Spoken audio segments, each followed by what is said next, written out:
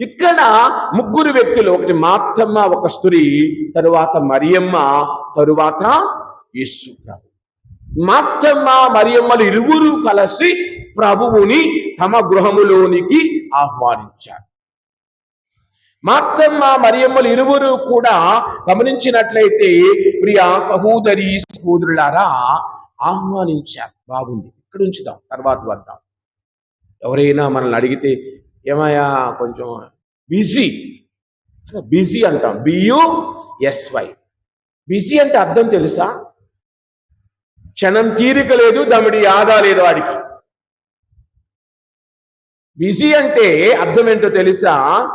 Being under సైతాన్ yoke. సైతాను యొక్క కాడి క్రింద బ్రతికేవాడు బిజీగా ఉంటాడు. తీరిక లేదు ఫాదర్. ఇంకో మాట, ఖాళీ లేదు ఫాదర్. నీకు 24 గంటలే, అంబానీకి 24 గంటలే, పోపు గారికి 24 గంటలే, నాకు 24 గంటలే. వాళ్ళందరికీ సరిపోయిన 24 గంటలు నీకెందుకు సరిపోట్లా? Busy father. అదే అందర్ సైతాను. సైతాను యొక్క కాడి కింద బ్రతికేవాడే బిజీ.